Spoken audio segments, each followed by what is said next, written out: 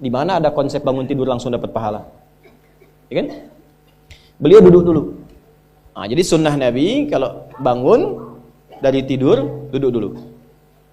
Jangan langsung beraktivitas, sekaget apapun, ada telepon langsung harus berangkat, tenang, duduk dulu, tenang. Ya, jangan langsung pakai seragam, langsung gini, tidak, duduk dulu.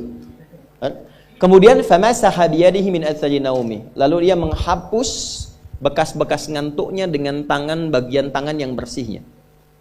Saya ulang ya. Lalu ia menghapus, menghilangkan bekas-bekas ngantuk, ya, kotoran-kotoran di mata itu dengan bagian tangan yang bersih. Karena nanti ada hadis lain mengatakan kalau engkau bangun dari tidur, masih ingat, maka cucilah tanganmu terlebih dahulu karena engkau tidak mengetahui kemana ia berkelana saat tidur. Ya, itu ada hadis yang lain. Tapi kita bisa menduga bagian bersih itu hilangkan dulu, ya, yang bekas ngantuknya. Nah, sehingga doa yang mau dibacakan, komitmen ikrar hidup yang mau dibacakan, ada dua saat bangun tidur itu. Ada doa, ada ikrar kehidupan, komitmen hidup. Itu membacakannya saat sadar, bukan dalam keadaan ngantuk. Ya, bukan dalam keadaan ngantuk. Jadi kalau dibacakan masih dalam keadaan ngantuk, efeknya akan beda. Ya, misal ada orang bangun, itu langsung baca doa, Alhamdulillahilladzi ahyana ba'dama amatana wa ilaihin. Dan dia lakukan itu dalam keadaan masih mengantuk. Bahasa Rusianya nundutan lah gitu ya, masih begini-begini itu. Nah, itu kalau dilakukan demikian, pertama tidak terbangun kesadaran optimal untuk meresapi apa yang dibaca itu dalam jiwa. Jadi formalitas baca. Yang kedua nggak akan optimal bangunnya. Ya, kadang tidur lagi, kan? Udah ditegakin tidur lagi. Hilangkan dulu bekas ngantuknya. Nah, sebelum membaca doa bangun tidur, ternyata ini poinnya. Faqara'a khawatima surah Ali Imran. Ini poin yang ingin saya highlight. Lalu beliau kemudian membacakan sebagai contoh kepada kita untuk membangun visi kehidupan sejak bangun tidur. Di orang Islam tuh hebatnya, kalau benar belajar tuntunannya, itu nggak ada muslim yang bangun tidur kecuali sudah punya visi. Apa yang mau dikerjakan di hari itu. Tertata betul. Dan itu komitmen untuk menguatkan pada jiwa setelah membangun rancangan program sebelum tidur. Kan kalau kita ngaji sunnah Nabi itu sebelum tidur kan istighfar dulu kan? Lalu mengevaluasi kegiatan sebelum kita tidur. Ini yang belum berhasil apa? Dari mulai ritual, tadi sholatnya saya 5 waktu ke masjid apa enggak? Jamaah apa tidak? Maka bikin rencana, besok yang kurang harus saya tutup. Tadi kegiatan saya ini yang belum Allah ridhoi apa? Di pekerjaan ada bagaimana? Di jalan itu apa yang dilakukan yang salah? Besok kalau saya hidup saya mau perbaiki. Istighfari dulu yang itu, baru kemudian ketika Allah kasih kesempatan untuk hidup kembali esok harinya sesuai dengan ajal, itulah yang kita siapkan untuk melengkapi hal yang kurang yang telah kita rencanakan sebelum tidur. Nah, cara untuk menguatkan jiwa kita, komitmen pada rencana itu, inilah 11 ayat terakhir surah Ali Imran. Faqara khawatimah surah Ali Imran. Di sini penutup surah Ali Imran.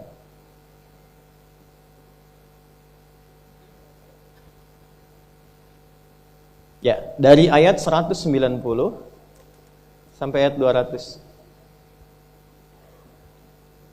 Dari kanan pertengahan sampai kiri lagi ke tengah.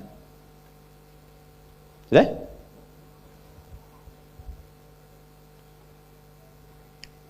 Perhatikan baik-baik, tolong ditandai dulu. Dan nanti saya jadikan ayat wajib untuk dihafal. Ceknya bulan depan. Betul, password untuk ikut masuk. Sebulan panjang sekali. Sebulan harusnya 30 juz. Ini cuma berapa? Selesai. Betul. Harusnya 30 juz kan. Ini cuma 11 ayat. Pendek-pendek lagi. Ya. Nah, pelan-pelan. Sudah? Dari mulai inna fi khalqis samawati wal ardi, kemudian wa ikhtilafil laili wan nahari, lalu la ayatil liulil albab. Sampai ayat 200, ya ayyuhalladzina amanu sabiru wasabiru warabitu wattaqullaha la'allakum tuflihun. Sudah? Baik. Ini ayatnya mahal sekali, kajiannya mahal, fokus, dan ini akan merubah hidup kita semua. Kalau setelah kita pahami, kita amalkan. Siap ya? Yuk kita mulai. Di sini ada rumus menjalani kehidupan untuk mengenal Allah, ma'rifatullah.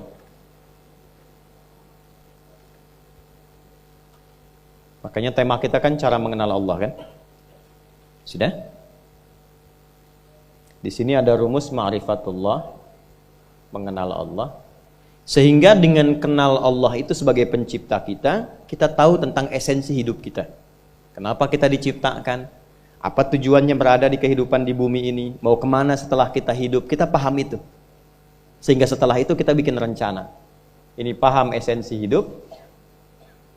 Setelah paham tentang esensi kehidupan kita, kita membuat visi dan rencana kehidupan. Visinya apa? Sudah? Yuk kita mulai. Inna fi khalqis samawati wal ardh. Sungguh aku tegaskan, kata Allah. Jadi terjemah yang enak tuh kalau ada ayat dibuka dengan kata inna. Inna itu kalau di gramatikal bahasa Arab itu kaidahnya begini. Harfun nasbin wa taukidin tansibul isma wa tarfa'ul khabara mabniyun 'ala al-fathi la mahalla lahu min al-i'rab. Huruf yang berfungsi untuk menegaskan satu informasi, menguatkan, menancapkannya ke dalam jiwa, sehingga nanti harakat kalimat setelah itu fathah untuk membuka. Fathah itu membuka sebuah informasi dan referensi penting yang harus ditancapkan ke dalam jiwa, sehingga dia tidak mengalami perubahan. La mahalla lahu minal i'rab. Kalau sudah konsisten ditancapkan ke jiwa, apapun yang akan memengaruhi dia untuk merubah visi hidup itu, dia bisa tepikan. Maka terjemahan yang paling enak, inna fi khalqis samawati wal ard. Sungguh aku tegaskan, kata Allah. Di balik hikmah penciptaan langit dan bumi itu, waqtilafil laili wan nahar, dan pergantian siang dan malam. Kehidupan itu kan cuman dua pokoknya kan, langit dan bumi. Segala yang di langit, segala yang di bumi. Alam langit, alam bumi. Allah yang kuasai semuanya, itu disebut dengan alamin. Ya, maka kita katakan alhamdulillahi rabbil alamin. Nah, baik kehidupan di langit, kehidupan di bumi, atau semua aktivitas yang kita kerjakan selama 24 jam sehari yang ditandai pergantian gelap dan malam. Waqtilafil laili wan nahar. Apa esensi semua kehidupan ini? Apa esensinya? La ayat, bentuknya jamak. Sayangnya di terjemahan itu baru sebagian terjemahannya. Ya, menjadi tanda-tanda kan? Padahal ayat itu bukan sekedar tanda. Tanda itu ada 3. Satu, ada alam, sifatnya disebut dengan alamah. Diserap ke dalam bahasa Indonesia menjadi alamat. Sudah? Nah, alamat itu tanda yang mendekatkan pada tujuan. Walaupun umumnya selalu ke tempat.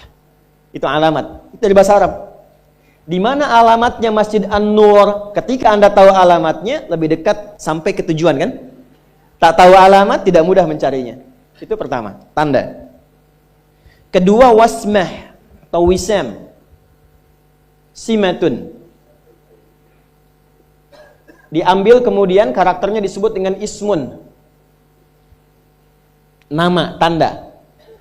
Nah, wasmah, samatun, ismun itu tanda untuk membedakan objek atau zat satu dengan yang lain. Misal orang Arab itu kalau punya kambing, misalnya, dia kasih tanda untuk membedakan ini kambing saya, itu kambing orang. Paham? Baik, kita, nama kita dalam bahasa Arab disebut ismun, masmuka. Siapa namamu? Nah, kenapa diberikan nama itu? Untuk membedakan, memberi tanda, ini saya, itu fulan. Adi, saya yang nengok. Ade, Pak Ade yang nengok. Tuh kan? Ahmad, yang lain tengok. Nia, ibu yang tengok. Ada polisi razia, tangkap. Nama kamu siapa? Nia, Pak. Yang betul? Nia. Nama lengkap? Kurniadi. Itu aneh. Nah, itu ismun, sembah. Makanya kalau kita ingin diberi tanda yang baik, hadisnya katakan apa? Beri nama yang baik supaya dengan tanda itu dikenal baik. Tanda itu bukan sekedar memberikan nama, tapi memberikan kesan. Wasmun wa fi'lun thumma harfunil kalim. Itu kaidahnya. Seseorang itu akan dinilai dengan 3 hal. Pertama, ismun, namanya. Maka beri nama yang baik supaya orang itu bisa ta'zim dengan keadaan nama. Yang terakhir ada ayat namanya. Ayatun jamaknya ayat. Sini poin kita. Dan ini disebutkan 64 kali dalam Al-Quran. Sudah? Tidaklah ayat disebutkan kecuali tanda yang mendekatkan seorang hamba kepada Sang Pencipta. Tanda yang mengenalkan makhluk kepada Khalik. Di dalam bahasa Arab standar itu, di standar ya, apalagi kalau ada di Quran atau hadis. Tidak pernah disebut ayat kecuali menunjukkan tanda yang membuat kita kenal dan dekat dengan Sang Pencipta, dengan Allah Subhanahu wa taala. Itulah yang menjadikan semua isi Quran disebut dengan ayat. Al-Fatihah berapa ayat? 7. Al-Baqarah 286 ayat. Ali Imran 200 ayat. Pertanyaannya kenapa disebut ayat? Karena setiap kali kita baca Al-Quran, keadaan kita merasa lebih dekat dengan Allah. Kalau nggak percaya silahkan. Kita dengar aja kan sudah ingat Allah kan? Hati kita punya rasa yang berbeda kan? Sensasinya. Itu yang dimaksud Quran surah 8 di ayat kedua. Al-Anfal ayat kedua. Ya. Innamal mu'minuna alladzina idza dzukirallahu wajilat qulubuhum wa idza tuliyat 'alaihim ayatuhu zadatuhum imana. Ini poinnya. Wa 'ala rabbihim yatawakkalun. Kata Allah, kalau Anda ingin mengecek keimanan itu hadir dalam jiwa atau tidak, kalau Anda ingin tahu orang itu beriman atau tidak, gampang. Ada tanda pokok, tapi yang kedua, ada tanda yang paling spesifik untuk melihat dia dekat dengan Allah atau tidak. Tanda pokok yang standar itu adalah disebutkannya nama Allah. Jika disebutkan nama Allah, ada konfirmasi getaran dalam dirinya. Dan getaran itu hanya dimiliki oleh orang yang punya iman. Jadi kalau belum punya iman, nggak ada getaran itu. Atau imannya bermasalah. Cuma klaim di lisan, nggak nyampe ke jiwa. Ya, apa standarnya? Bila disebutkan nama Allah. Karena itu, diperdengarkan disebutkan nama Allah, itu 5 kali sehari di setiap pergantian waktu. Ya, subuh ganti waktu ke siang disebutkan lagi. Siang ganti ke sore disebutkan lagi. Sampai malam. Ya, karena nanti bisa terjadi, kata Nabi, yusbihu mu'mina wa yumsi kafira. Paginya ada iman, sorenya luntur. Maka diperdengarkan di telinga kita supaya kedengaran. Telinga bahasa Arabnya itu udhun, jamaknya adzan. Maka dalam adzan kalimat pertamanya disebutkan nama Allah. Allahu Akbar, Allahu Akbar. Kalau nggak percaya silahkan. Begitu mendengar nama itu disebutkan, bukankah ada konfirmasi getaran dalam jiwa kita? Minimal akan dikatakan sudah adzan, siap-siap. Nah, itu standar iman. Standar iman. Tadi subuh jam berapa ya? 4? 4, 42, 45. Oh, terjadi perbedaan pendapat. Ini menunjukkan Anda berasal dari daerah yang berbeda-beda ya. Baik. Ya, kita ambil yang inilah, genapkanlah 445 misalnya ya. 445. Ting, Allahu Akbar, Allahu Akbar. Anda yang lagi mimpi pun bangun, Allah udah adzan. Nah, itu konfirmasi iman. Nah, kalau sudah bangun Anda siap-siap sholat, itu iman standar namanya. Ya, jadi merespon saat adzan itu standar iman. Tapi kalau Anda jam 4 sudah bangun, itu istimewa. Belum dipanggil sudah siap-siap, ada begitu. Ini ada yang baru tadi subuh udah menyiapkan isya. Ada, dia udah lihat jadwalnya, isya saya mau di sini. Itu iman luar biasa itu. Itu luar biasa. Nah, ada yang titik lemah di bawah standar. Adzan 4.45, sudah 5.44 dia belum sadar tuh. Itu poin tuh. Nah, kalau Anda ingin lihat orang yang kenal Allah dan bertambah keimanannya, maka apa yang harus dicek? Teruskan ayatnya. Wa idza tuliyat 'alaihim ayatuhu. Pakai ayat. Zadatuhum imana. Dan jika disebutkan ayat-ayat Allah, tanda-tanda yang mengenalkan dan membuat dia dekat dengan Allah, bertambah tuh imannya. Di sini ada 64 di Quran. Makanya kalau kita ingin berusaha meningkatkan keimanan kita, kenal Allah lebih baik, keluarkan semua kata ayat dalam Quran. Imam Al-Bukhari mengeluarkan, disebutkan di topik kedua, Kitabul Iman, disandingkan dengan 57 hadis. Jadi kalau Anda ada pertanyaan, Ustadz gimana caranya menaikkan iman, menjaga supaya nggak turun, kuat dan nggak lemah-lemah? Keluarkan 57 hadis Sahih Al-Bukhari di topik yang kedua, namanya Kitabul Iman. Wa idza tuliyat 'alaihim ayatuhu. Kalau dibacakan ayat-ayat Allah, zadatum imana, menguat imannya. Dan ini poinnya. Wa 'ala rabbihim yatawakkalun. dan terbangun hubungan yang kuat antara dirinya dengan Rabbnya, dengan Allah Subhanahu wa Ta'ala. Jelas? Nah, orang-orang yang mampu kenal Allah dan membangun hubungan yang kuat dengan Allah, itu diberi nama oleh Allah. Namanya adalah ulul albab. Kata ayat itulah di 190 surah Ali Imran ini dilekatkan dengan kalimat ulul albab. Inna fi khalqis samawati wal ardi wa ikhtilafil laili wan nahari la ayatil liulil. Bismillah. Gak apa, tenang aja, gak apa. Duduk aja. Ya, gak apa. Antum fokus ini aja, 190 ke 200. Bulan depan, antum orang pertama yang akan dites tuh ya. Ya. Insyaallah. Sebelah saya.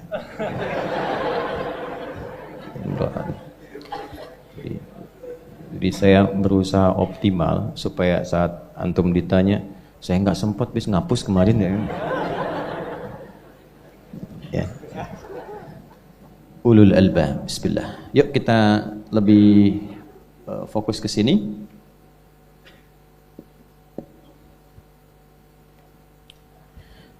Yang paham esensi hidup itu cuma ini. Yang kenal Allah tuh ini. Ya.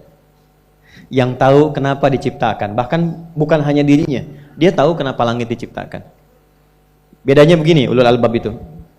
Orang kan lihat langit itu menatap keindahannya kan, kalau malam. Wah, luar biasa nih, ada rasi bintang membentuk begini-begini, mengarahkan kepada arah angin macam-macam. Ini enggak. Rabbana ma khalaqta hadza batila. Ya Allah, yang langsung kenalnya ke Allahnya. Betapa Allah menciptakan ini luar biasa. Langit tanpa tiang, kemudian bintang gemintang luar biasa. Memberikan rasinya, mengarahkan kepada jalan-jalan, memetakkan. Itu langsung ingat Allah. Itu ulul albab. Dari kata lubun asalnya, lub. Zamannya albab. Tahu kelapa? Kelapa ya. Kelapa itu teman-teman, kalau kita mau dapatkan ini, terus mau ambil isinya untuk dimakan, bagian dalamnya, itu kan ada kulit luar ya. Ya. Setelah itu ketemu dengan batakonya ya. Serabut kan? Setelah itu ini dikupas, ada daging kan? Yang kerasnya dulu. Terus di tengah-tengah di bagian sini itu ada yang lembut kan? Itu yang paling enak kan? Ya, makanya monyet tuh cari itu tuh. Kalau mau nyari kelapa tangannya kan dijebak pakai itu kan? Kan? Cuman sayang karena monyet berpikirnya masih luaran. Makanya kalau esensi hidup itu orang tahu, substansinya yang ini. Dia paham yang harus dia kerjakan gini, dia akan pulang. Kalau kerja, dia paham apa yang harus didapatkan, bagaimana menggunakan itu, seperti apa menjalaninya. Itulah ulul albab. Dia lihat laut, ingat Allah. Lihat daratan, ingat Allah. Lihat kemudian ke langit, ingat Allah. Sehingga dia petakan, oh jalan hidup saya mesti begini. Itulah ulul albab. Tapi kalau cuma luaran, monyet juga bisa. Kita mesti bedakan kehidupan hewan dengan kehidupan manusia.